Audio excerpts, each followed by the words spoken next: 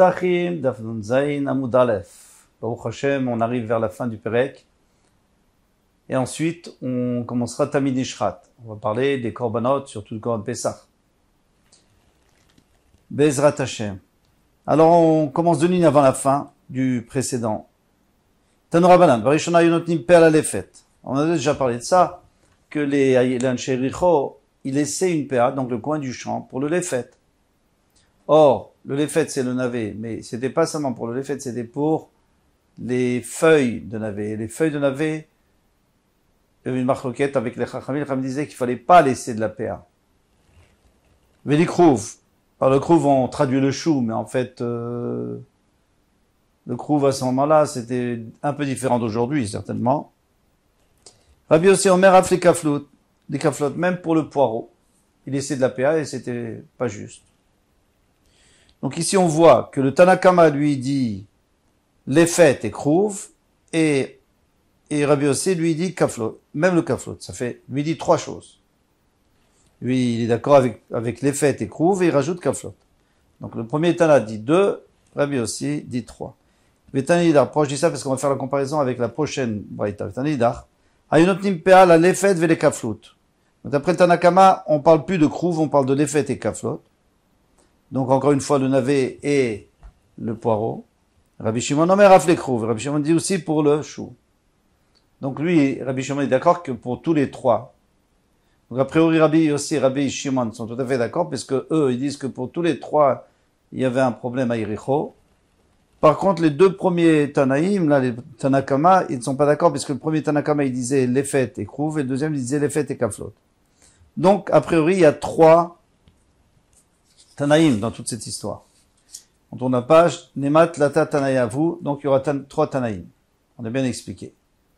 Donc, ma répond, Lo, non, Très Tanaï, il n'y en a que 2. Très Tanayavu, on se débrouille avec 2. Qui sont les 2? C'est Rabbi Shimon et Rabbi Yossi. Pardon. Oui, exactement. Vitana Kama de Rabbi Shimon Aïnou Rabbi Yossi. Dans la Braïta de Rabbi Shimon, le premier Tana, c'était Rabbi Yossi. Tanakama de Rabbi Yossi, Aïnou Rabbi Shimon. Et le Tanakama de Rabbi Yossi, donc c'est le premier Tana de la Mishnah de la Braïta de Rabbi Yossi, c'était Rabbi Shimon. Alors, ça marche pas, parce que nous on avait fait les comptes. On avait vu que les 2 Tanaïm, les 2 premiers Tanaïm, ils sont pas d'accord entre eux, ça c'est vrai. Mais que Rabbi Shimon et Rabbi Yossi sont d'accord que il y avait 3 choses. Il y avait Lefet, Krouv et Kaflot. Les 3 choses, ils sont d'accord. Alors, c'est pour ça que la Gemara continue, elle dit, Umay Af Bekamaita. Lorsque Rabbi Shimon et Rabbi Yossi, ils ont dit même, et ils ont rajouté un autre, ils voulaient rajouter au premier, pas au deuxième. Le deuxième n'existe pas. Donc, le Tanakama, on reprend. Le Tanakama, il avait dit, Lefet et Krouv. Le Tanakama de Rabbi Yossi. Vient Rabbi Yossi lui dit, non, Lefet, pas Krouv. Lefet et Kaflout. Donc déjà, on a un avis qui dit Lefet et Krouv et un avis qui dit Lefet et Kaflout. Eh bien, c'est tout. Il n'y a que ces 2 avis. Tanakama et Rabbi Yossi. Maintenant, qui est le Tanakama de Rabbi Yossi? C'est Rabbi Shimon. Pourquoi? On va voir tout de suite. On continue, Tanaïdar, je reprends les Braïtot du hameau précédent. Ayotnim PA la Lefet et la Kaflot. Alors, il donnait de la PA pour Lefet et Kaflot. Rabbi Shimon Omer Af le Krouv. Donc, Rabbi Shimon, lui, il se rapporte juste sur Lefet. Il dit Lefet plus Krouv. Bravo. Donc, Rabbi Shimon, c'est le Tanakama de Rabbi Yossi, puisqu'il a dit Lefet plus Krouv. C'est bien ce qu'on a vu chez Tanakama de Rabbi Yossi. Et Rabbi Yossi, lui, il dit Lefet ve Kaflot. Donc, c'est le Tanakama de Rabbi Shimon. Parfait. On peut continuer. Tano Rabanan. On va nous enseigner. Barboyan. Donc la 3e ligne, 4e ligne maintenant en haut. Bar Boyan, c'est un monsieur, qui est le fils de Boyan. Et le terrain appartenait à Boyan. Et son fils, Nathan Pealaïrek, il laissait pour les pauvres un coin, bien que ce soit des légumes, mais qu'il fallait pas laisser. Pourquoi? Parce qu'on avait dit, si tu laisses aux pauvres, il dit c'est de la paix, il n'y a pas de maaser à prendre sur la paix. Donc il prélève pas maaser, mais en fait c'est du tevel, c'est très grave. Ou Ba'aviv, et le papa est venu, c'est-à-dire Monsieur Boyan, ou Metzananim, il a trouvé les pauvres, Shayut et Onim, Yirek, qui étaient chargés des légumes qu'ils avaient pris dans cette paix. dans ce coin du champ. Et on me dit, Malpetachakina, ils étaient à la porte du potager en train de partir. Amarlaim, il leur a dit, mes enfants, ashlichum alechem, remettez tout en place. Parce que ça, il y a un problème avec ces légumes. Vani noten lachem kiflai bemeusai. Moi, je vous donnerai, de ma récolte, je vous donnerai le double de la récolte dont j'ai prévu le maaser. Parce que les animes n'ont pas l'habitude tellement de prévu le maaser parce que ils comptent sur le balabait. Ou alors ils comptent surtout sur les choses qui sont efker. Et les choses qui sont efker, comme par exemple le PA, etc. Les quêtes, chicha, PA, tout ça, il n'y a pas de maaser. L'obipte shenait tsara. C'est pas parce que mes yeux sont serrés, c'est pas parce que je suis mesquin. Et la mipne shamru chachamim enotim pe al parce que les chachamim ont dit qu'on peut pas laisser pe al Demande la Gemara lama les où. Pourquoi il a besoin de leur dire le mipne shenait tsara? Pourquoi il a besoin de dire c'est pas parce que je suis mesquin, mais je vais vous donner le double. Il avait qu'à leur donner, puis c'est tout. Il dit que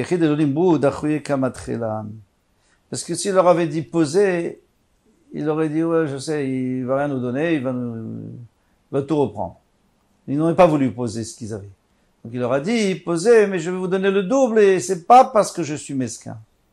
Parce que si j'étais mesquin, je vous aurais rien donné. Mais c'est parce que je vais vous donner quelque chose qui est déjà, Moussar, dont on a déjà prélevé tout ce qu'il fallait. Tano Rabbanan nous enseigne, Varishon Ayumanechim Orot Kochim, Belishkat Bet Parva. Donc, dans la journée, il y a énormément de bêtes qui sont sacrifiées. Ils sont approchés, les pots. Alors, si c'est les Kodesh Kodashim, comme le Khatat, le Hola, le Hacham, eh bien, ça appartient, les pots appartiennent aux Kohanim. Alors, maintenant, les Kohanim, ils ont autre chose à faire pendant la journée. Ils ont tout leur travail. On met tout ça dans un endroit, toutes les pots, et le soir, on va se partager. Bishkat Betaparva. Pourquoi on l'appelait Betaparva? Deux possibilités. Ou alors, d'après Rabbi Yehuda Barthénois, c'était un sorcier qui avait offert cette lishka, qui avait construit cette chambre là, cette chambre pour déposer, et il s'appelait comme ça, Parva. Mais une autre explication qui est aussi très jolie, et même si le Rav de Mefarshim ne l'apporte pas, moi je trouve qu'elle est vraiment adaptée, puisque Parva, ça veut dire des pots. Ça vient du mot parim, les bœufs desquels on a enlevé les peaux. D'ailleurs, aujourd'hui, on dit un habit en parva, c'est un habit en fourrure, en peau. L'Aérev, le soir, on distribuait aux gens qui avaient travaillé dans la journée. Parce que vous savez que les Kohanim étaient divisés en 24 mishmarot, 24 gardes. Donc, c'est-à-dire, au bout de 24 semaines, on recommençait le roulement. Donc, il y avait une garde toutes les semaines. Maintenant, parmi cette garde, qui était divisée en 7, il y avait une garde tous les jours. Eh bien, ceux de la journée, le soir, ils se partageaient les pots. Vayuba les autres. Et il y avait des gens qui avaient des gros bras. Il y avait des gens qui étaient forts. Notre limotam bizroa, ils prenaient de force les meilleurs pots, ils en prenaient plus que les autres. Donc, ils ont dit, on va attendre Erev Shabbat. Et là, il y aura plus seulement le Bet Av, c'est-à-dire ceux qui ont travaillé aujourd'hui, il y aura ceux qui ont travaillé tous les 7 jours. Et là, ils pourront plus se permettre de faire n'importe quoi devant. Il y aura d'autres gens forts. Datian Kulu Mishmarot, parce qu'à ce moment-là viendront toutes les gardes ou Shaklan, Berdadé, et à ce moment-là, ils se partagent en même temps, et c'était mieux. Alors maintenant, il n'y avait plus les gens forts, mais il y avait les gens chashuvim, les gens importants des Kohanim, les grands, ceux qui avaient beaucoup de yichus, de généalogique, eux, ils venaient, et ils disaient, nous, on veut se servir en premier. Et même s'il y avait beaucoup de Kohanim, ils se gênaient de s'opposer. Donc encore une fois, c'était pas juste. Amdou Be'alim, alors les propriétaires des pots, c'est-à-dire les Kohanim, se sont levés. Avec Dishum la Shamaim, ils ont dit, voilà, on prend plus les pots, on les donne au Beth Amikdash. Ça y est, il y aura plus d'histoire. Amrou, ils ont dit, Lo yoyamim moatim at shechipu et ha'echal kulo betablaot shel zahav. Eh bien, il n'y a pas beaucoup de temps qui est passé, ils ont vendu toutes ces pots, et avec ça, ils ont acheté de l'or, et ils ont pu plaquer le echal, ils ont pu plaquer sur les murs des plaques d'or. Une fortune. Chez Nama Alama, qui faisait, donc c'était des plaques qui faisaient une ama sur une ama, 50 cm, 50 cm environ, Keové dinar zav, l'épaisseur de dinar zav, je sais pas, une grosse pièce d'or. Donc c'était pas juste une petite plaque, c'était quelque chose d'épais. Maintenant, le problème c'est que les Israéliens ils vont pas voir, ils peuvent pas rentrer là-bas. Ou les régel. Donc quand arrivaient les fêtes, Ayume Kaplinotam, il est détaché, apparemment ils étaient attachés d'une certaine manière, il est détaché du mur, Menchimotam al-Gav Ma'ala Be'arabait. Il mettait sur les marches du Arabait, parce que l'Arabait c'était toujours en montée. Donc, il y avait un genre de grande marche, et il le posait là-bas pour que les gens le voient. Kideshiou les regalim, pour que ceux qui montent à la fête, Rouim, chez leur Tanna, ils vont apprécier les Kohanim. Tu vois, les Kohanim, ils ont fait quelque chose de beau avec avec leur argent. Venba delem, il n'y a pas d'erreur dans ce qu'ils ont fait, ou de choses mal. Tout est bien. Tana, on nous a enseigné que Abashaoul, Omer Abashaoul dit Korot shel Shikma. Alors on revient aux histoires de Yericho. Vous vous souvenez que Yericho, les gens de Yericho avaient offert leurs arbres au Beth Amikdash parce qu'il y a des gens qui venaient leur couper leurs arbres. Mais les branches, ils continuaient à les utiliser puisqu'ils disaient les branches, ça on n'a pas donné au Beth Amikdash. Eh bien, on revient, et c'est pour ça qu'on a parlé de l'histoire des pots aussi, puisqu'il y avait des gens forts qui prenaient de force. Alors, Tana, Abashalomer Korot, ici, c'est pas des poutres, ici, c'est des troncs d'arbres, qui sont encore, bien sûr, enracinés dans la terre. Chez le Shikma, de sycomore, c'est des gros arbres qui font énormément de branches. Ayub et Yericho, il y avait à Yericho. Vayuba lezrot notlim otam izro. Et comme on avait expliqué avant, mais maintenant la Gemara explique en détail, il y avait des gros bras qui venaient et qui les prenaient de force. Les Baalim, les propriétaires, ils les ont offerts au Beth Amikdash. Ah, c'est des voleurs, de toute façon, ces gens, ils vont les voler. Non, ça, ils n'osaient pas. Abba Shaul ben Botnit a dit, sur ce genre de gens-là qui viennent prendre des choses de force, Mishum Abba Yosef ben Chanin, on demandera Abba Yosef ben Chanin, Oili mibet baitus. Alors ici, on va apporter tous les Kohen Gdolim, qui avaient des serviteurs ou des enfants qui étaient mauvais. Et souvent, eux aussi étaient mauvais. Malheureusement, ils achetaient leur poste de Kohen Gadol. Alors, Oilanu mibet baitus. Malheur à nous, de la famille de Baitus, Kohanim Gdolim, Oili me'alatan, malheur de leur coup de bâton. Ils frappaient les gens pour prendre. Ils forçaient les gens à donner ce qu'ils voulaient. Oili mibet Chanin, malheur à nous, de la famille de Chanin, qui était aussi Kohen Gadol. Oili melichishatan, malheur à nous de leur parole. Parce que eux, ils avaient une langue de serpent, une langue de vipère. Et alors eux, il fallait pas s'attaquer à eux, parce que si on n'acceptait pas ce qu'ils voulaient, eh bien, on était attaqué par la parole. Donc vous voyez, il y avait déjà la radio à ce moment-là. Mais on va arriver à la télévision aussi, aux journaux. Oeli mibet Katros. Malheur à nous, de la famille de Katros, qui était aussi Kohen Gadol. Oeli mikul Moussan. Alors eux, ils écrivaient les journaux. C'était des rédacteurs en chef de journaux. Si vous lisez les journaux aujourd'hui, il y a pratiquement que du Lachon Hara. Eh bien, c'était eux. Eux, ils disaient, si on commençait avec eux, on était perdu. Kul Moussan, ça veut dire leur plume. Oili, Bivet Ishmael ben Piachi. Malheur à moi de la famille de Ishmael ben Piachi, que lui était bien, mais sa famille non. Oili Megrofan. Malheur à moi de leur poing. Shem Kohanim Gdolim Ubneim Gizbarim. Alors, eux, c'était des Kohanim Gdolim, et leurs enfants, c'était des Gizbarim. Alors, Gizbar, c'est le trésorier. C'est lui qui est responsable de toutes les finances du Beth Amikdash. Vechatanem Amar Kalim. Et leurs gens étaient des dirigeants. C'est eux qui étaient les superviseurs du Beth Amikdash. Donc, vous voyez, tout était entre leurs mains. Ve'avdehem et leurs serviteurs, Choftim et Ta'am. Ils frappaient les gens. Mais maklot avec des bâtons. Voilà un peu de quoi ça va l'air. Après, on se demande pourquoi Beth Amikdash a été détruit. Hachem Yerachem. Eh bien, nous, notre travail, c'est de faire attention que le Beth Knesset, le Beth Midrash, la synagogue, reste un endroit où on ne respecte qu'Hachem. Et tous ceux qui sont là, bien sûr, et toute la communauté. Et qu'il n'y ait pas comme on dit, des gens qui utilisent leur langue, ou leur plume, ou même parfois leurs bras pour se faire respecter. Tanu Rabbanan nous met nous enseigner Arba Tzvachot Safra à Hazara Rishona. À Hazara. La Hazara, donc c'est-à-dire la cour du Beth Amikdash, elle a crié, façon de parler, c'est-à-dire qu'il y a une bat kol, il y a une voix céleste qui est sortie pour se plaindre, ou alors pour féliciter. Alors, d'après le Pshat Pachout, c'est que vraiment cette bat kol, cette voix céleste, on l'a entendue.